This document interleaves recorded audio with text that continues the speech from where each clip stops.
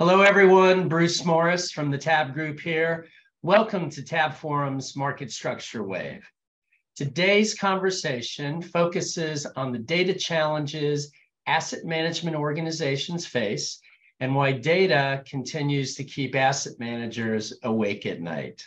Today, we are very fortunate to have both Joe Lichtenberg, Global Head of Product and Industry Marketing, Data Management from InterSystems, and Virginie O'Shea, founder of Firebrand Research, join us to discuss this constantly evolving critical business subject.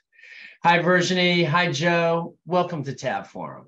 Hi, Bruce. Thanks for having us. It's great to be here. Hi, Bruce. Likewise. Oh, our pleasure. Thank you. So, Virginie, you just attended InvestOps Connect. What did you learn from the buy-side when it comes to their data? Specifically, what challenges are they seeing their asset management firms having to tackle? And what does it mean for them as a business? Well, I mean, one of the clear, I was listening to all the COOs talking about their challenges, and data certainly came up throughout the 2 days that I was there. And even when we weren't supposed to be talking about data, we ended up talking about data, which tells you everything. And I think most of the challenges are to do with sort of the explosion of data that they've had to deal with, particularly with things like ESG coming into the frame, many more sources of information. They're moving more into real assets, alternative assets. Certainly those come with their own structured but data challenges in terms of consuming and combining different data sets. So I think there was a lot of pressure. They talked about a lot of pressure to deal with that variety and volume of data, but also having to prove that you're governing that data adequately. The big focus on governance as part of ESG, but also beyond it at the entity level, is pushing a lot of these firms to really focus on how they can work in a more sustainable way with their data, so that they're using combining different data sets, traditional and alternative, and making sure it's usable for business users. So trying to think about having something that's end user supported, so you're not having to wait for IT bottlenecks to change your data, or to have to wrangle that data and wasting valuable time of people like data scientists. Joe, how about from your side of the business? What challenges are you hearing? I think that's right. We see that also. We work with a lot of asset management firms, and they all want to make better use of the data, right? They all have lots and lots of data inside the organization and outside the organization. That's not the issue. The issue is, how do they better leverage and harness all that data? And really what they want to be able to do is create this single end-to-end trusted and current and accurate version of the truth that they can use to solve a lot of different business initiatives, so that everybody's working from the same and accurate and up-to-date set of data. And that's really pervasive across the asset management space. Joe, just to follow up here then, there have been solutions in the market to help these types of problems, data lakes, data warehouses, for over a few years now.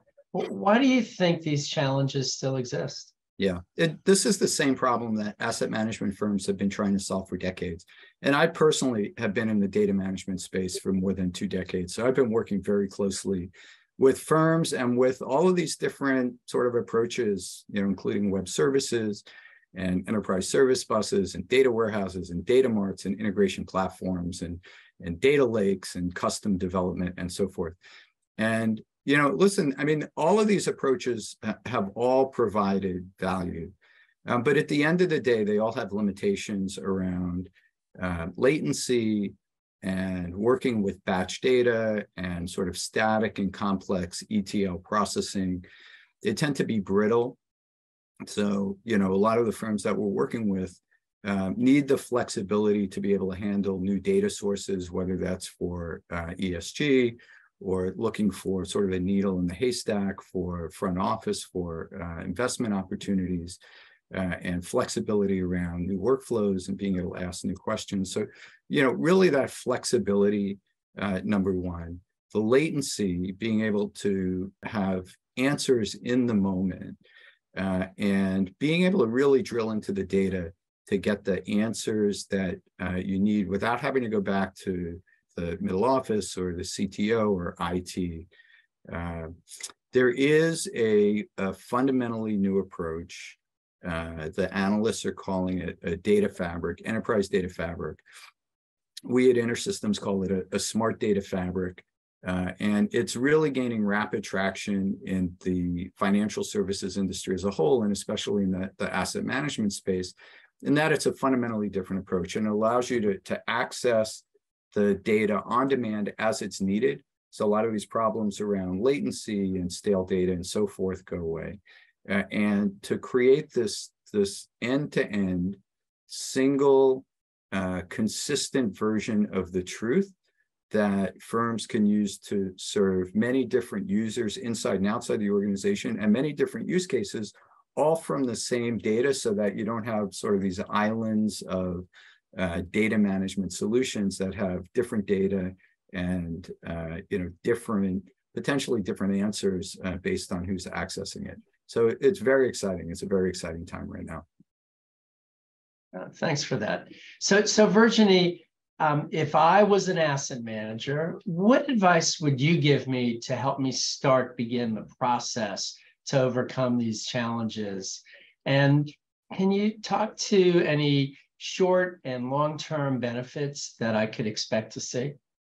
Sure. I mean, I think a lot of the firms struggle to begin with to try and understand where their data is, especially with so many mergers and acquisitions across the asset management sphere. I mean, I've never seen so many acquisitions as we saw last year. That continues to add more data silos to the mix. So understanding, what sort of important data sets you want to focus on. Don't try and boil the ocean to start off with. I think that's some of the consistent feedback we've been hearing from projects and programs of work thus far.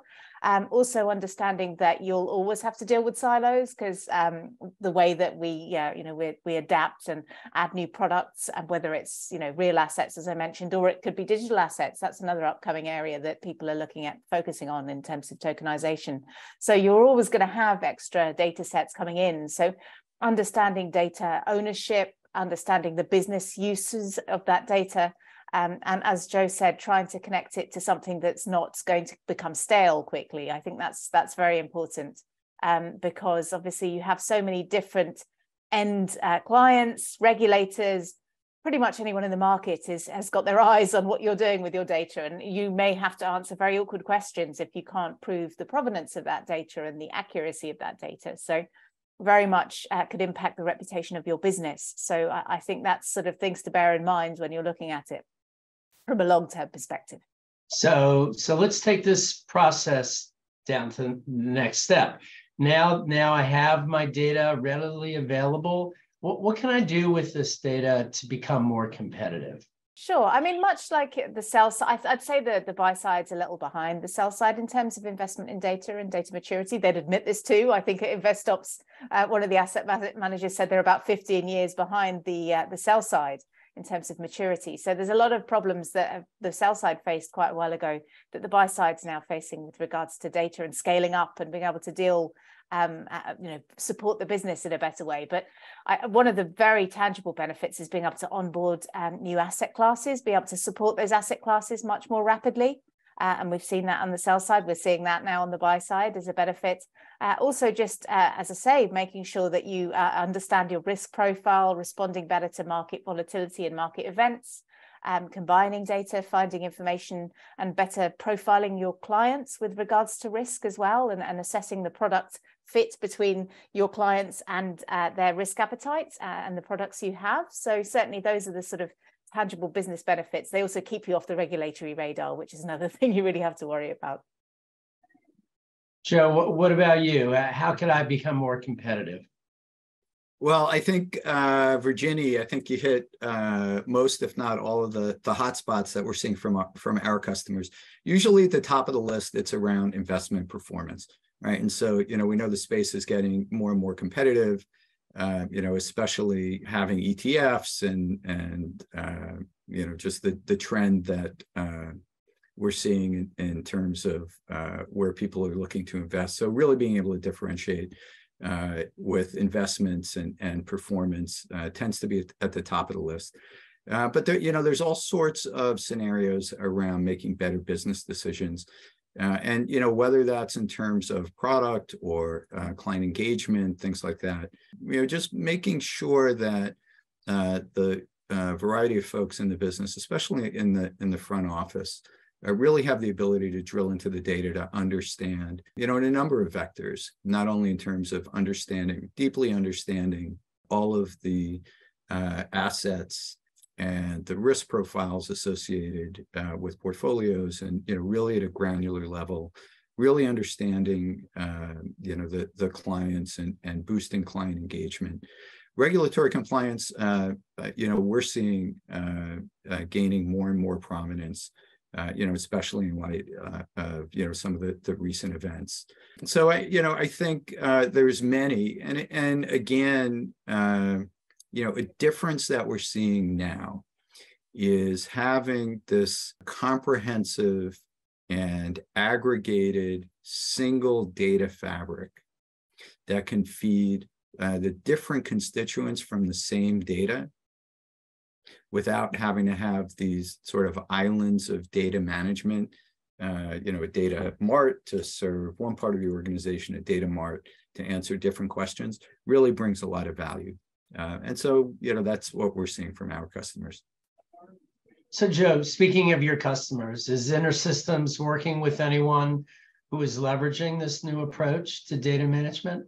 We are actually, so we are working with many customers across all of financial services, but specifically in the asset management space, we're working with a wide range, small, medium, and some of the largest asset management firms. I'll just quickly share with you what one of our customers is doing with us. So Harris Associates, they're a $100 billion independent asset management firm. They also own and operate the Oakmark Funds, a mutual fund company, and they're part of the Natixis Investment Managers Group. They're about a $1.4 trillion group of asset managers. And so they're doing all of these things. They're powering enterprise reporting, client reporting, trade cost analysis. So they have a lot of different use cases that they're powering with our technology and a smart data fabric architecture. And their CTO has been in the asset management business for decades. So prior to Harris Associates, he spent almost 20 years at JP Morgan Asset Management. He's the CTO at Harris, and he knows data warehouses and data lakes and manual methods. And he's been working with data and data management technologies forever. And his best quote, and so he's sort of gone on record saying, quote, "I've been working with data for 25 years. We've been through a few solutions. We finally found something that works," end quote. So, he understands the value of this data fabric, smart data fabric, modern data architecture, and it's bringing real value to his organization and to his clients. Great, very valuable. Virginie and Joe, thanks so much for sharing your time and insights with TABB Forum today. And to our viewers, at the end of this video, there will be a big red button that will take you to a recent article that Virginie wrote for TABB Forum that addresses all of these issues. Thanks for stopping by for what was hopefully an educational and entertaining ride on TABB Forum's Market Structure Wave. Thanks again, Joe and Virginie. Thanks, Bruce.